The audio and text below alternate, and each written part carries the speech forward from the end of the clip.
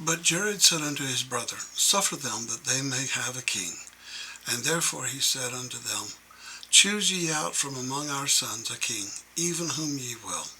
And it came to pass that they chose even the firstborn of the brother of Jared, and his name was Pagag. And it came to pass that he refused, and would not be their king. And the people would that his father should constrain him, but his father would not. And he commanded them that they should constrain no man to be their king. And it came to pass that they chose all the brothers of Pagag, and they would not. And it came to pass that neither would the sons of Jared, even all save it were one. And Orihah was appointed to be king over the people. And he began to reign, and the people began to prosper, and they became exceedingly rich. And it came to pass that Jared died, and his brother also. And it came to pass that Orihah did walk humbly before the Lord, and did remember how great things the Lord had done for his father, and also taught his people how great things the Lord had done for their fathers. Ether, chapter 7. Orihah reigns in righteousness. Amid usurpation and strife, the rival kingdoms of Shul and Kohor are set up. Prophets condemn the wickedness and idolatry of the people, who then repent. And it came to pass that Orihah did execute judgment upon the land in righteousness all his days, whose days were exceedingly many. And he begat sons and daughters, yea, he begat 31, among whom were 23 sons. And it came to pass that he also begat Kib in his old age.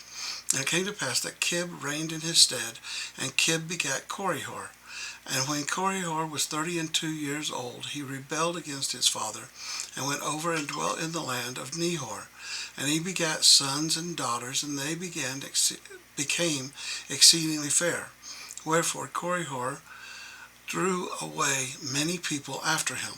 And when he had gathered together an army, he came up unto the land of Moron, where the king dwelt, and he took him captive, which brought to pass the saying of the brother of Jared, that they would be brought into captivity. Now the land of Moron, where the king dwelt, was near the land which is called Desolation by the Nephites. And it came to pass that Kib dwelt in captivity, and his people under Korihor his son, until he became exceedingly old. Nevertheless Kib begat Shul in his old age, while he was yet in captivity.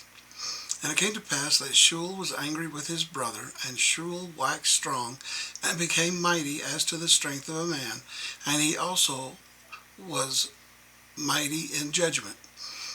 Wherefore he came to the hill Ephraim, and he did molten out of the hill, and made swords out of steel for those whom he had drawn away with him. And after he had armed them with swords, he returned to the city Nehor, and gave battle unto his brother Korihor, by which means he obtained the kingdom, and restored it unto his father Kib. And now because of the thing which Shul had done, his father bestowed upon him the kingdom. Therefore he began to reign in the stead of his father. And it came to pass that he did execute judgment in righteousness, and he did spread his kingdom upon all the face of the land, for the people had become exceedingly numerous. And it came to pass that Shul also begat many sons and daughters. And Korihor repented of the many evils which he had done, wherefore Shul gave him power in his kingdom. And it came to pass that Korihor had many sons and daughters, and among the sons of Korihor there was one whose name was Noah.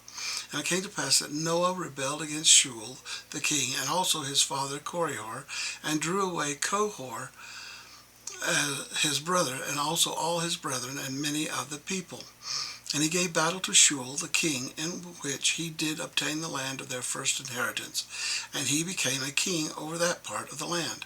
And it came to pass that he gave battle again unto Shul the king, and he took Shul the king, and carried him away captive into Moron. And it came to pass, as he was about to put him to death, the sons of Shul crept into the house of Noah by night, and slew him, and broke down the door of the prison, and brought out their father, and placed him upon his throne in his own kingdom. Wherefore the son of Noah did build up his kingdom in his stead. Nevertheless they did not gain power any more over Shul the king. And the people who were under the reign of Shul the king did prosper exceedingly, and wax great. And the country was divided. And there were two kingdoms, the kingdom of Shul, and the kingdom of Korah, the son of Noah.